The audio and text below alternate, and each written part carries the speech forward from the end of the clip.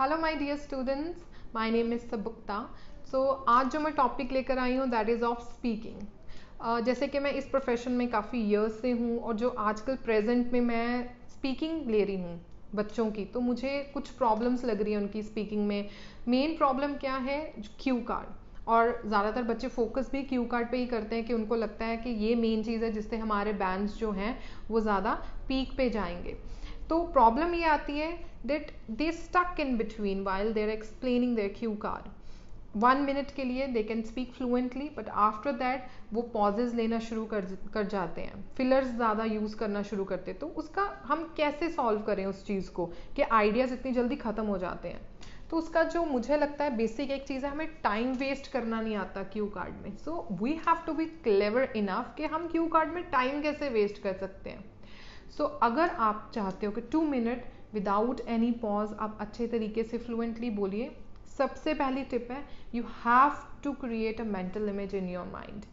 Mental image मतलब आप हमेशा क्यू कार्ड वो पिक कीजिए जो आपने एक्सपीरियंस किया होता है, आपने देखा होता है। अगर आप कोई ऐसी चीज़ बोलोगे तो फ्लुएंसी अपने आप आ जाएगी, क्योंकि जब आप कोई न्यू बनाते हो तो आप अपने ब्रेन के लिए काम बहुत ज़्यादा बढ़ा देते हो। एक तो आपने न्यू आइडियाज़ लिखने हैं क्यू कार्ड के लिए, और सेकेंडली आप क्या कर रहे हो, उस आइडिया को आपको ट्रांसलेट भी करना है। और आप सभी तो पॉइंट्स लिखोगे नहीं, फिर ऑन द स्पॉट आप और आइडियाज़ क्रिएट करने की कोशिश करते हो। तो उससे क्या होता है, आप फंबल होना शुरू हो जाते हो। तो आपको आप वॉगर आउट हो जाता है, पजल होना शुरू हो जाता है कि अब नेक्स्ट में कौन सा अपना जो पॉइंट है वो एक्सप्लेन कर सकती है, क्योंकि आपने वो चीज़ एक्सपीरियंस ही नहीं की जो आप बोल रहे हो। तो जो चीज़ आपने देखी होगी उसकी ना इमेज बन जाती है आपके माइंड के ऊपर, और जब आपके माइंड में वो इमेज बन गई तो वो अपने आप स्टेप बाय स्टेप आपको पता है वो चीज़ मैंने देखी थी, ऐसे हुई थी, ऐसे हुई थी, और एग्जेजरेट आप खुद अपने आप करना वो शुरू कर देते हो। This is the first point two explain your cue card in a very nicer way. Second जो पॉइंट है, आपने क्यू कार्ड को जब एक्सप्लेन करना है, आपने उसकी इंट्रोडक्शन देनी है, जिसको हम बोलते हैं वेस्टिंग ऑफ टाइम। आप उसको वेस्ट करोगे टाइम किस तरीके से, जो आपका मेन क्वेश्चन है। लेट्स एज्यूम अगर आपको कोई क्यू कार्ड आता है, सिंपल वन आपको एग्जांपल देती हूँ कि talk about one person whom you admire the most, and उसके सब क्वेश्चन आके name of that person, relation with that person, and why you admire that person.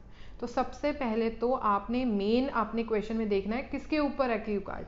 अब क्यू कार्ड है एडमायर करते हो, तो पहले आपने बोलना ही ये है कि हम एडमायर जो करते हैं लोगों को, तो don't start always like this, thank you for giving me such a nice cue card, here I am going to talk about one person.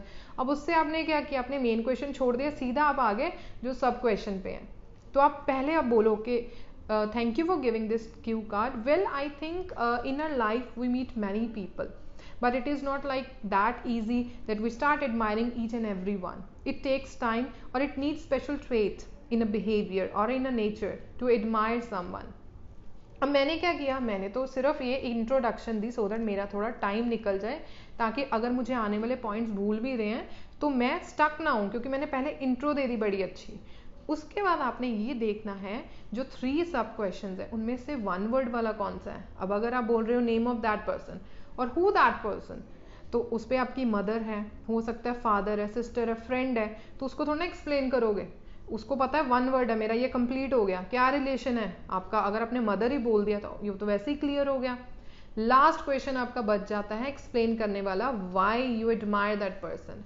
अब यहाँ बच्चे गलती क्या करते हैं, बच्चे एक्चुअली स्टार्ट थिंकिंग कि हम एडमायर क्यों करते हैं।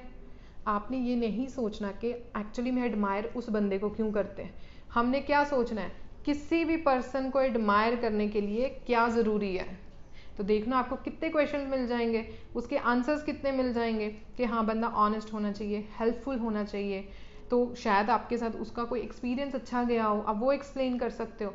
तो कभी भी स्पीकिंग में एक्चुअल में नहीं सोचना कि उस पर्सन को मैं क्यों एडमायर करता हूँ। आपने ये सोचना है किसी भी पर्सन में ऐसी कौन सी क्वालिटीज़ होनी चाहिए कि मैं उसको एडमायर करूँ। वो सारी क्वालिटीज़ आपने उस पर्सन में डाल देनी है जिसके बारे में आप बोलने लगे हो। So this is the right way to explain your cue card. Next जो मेरी वीडियो होगी उसमें मैं आपको बताऊंगी ऐसी कौन सी जगह है स्पीकिंग में जहाँ पर आपको ऑनेस्ट होना होता है आंसर में, और ऐसी कौन सी चीज़ें जहाँ पर आपको डिसऑनेस्ट भी होना पड़ेगा, आपको प्रिटेंड और इंज्यूम करवाना है एग्जामिनर को और खुद को भी। वो मैं आपको बताऊंगी in my next video. Thank you so much, please keep following me and subscribe my channel. Thank you.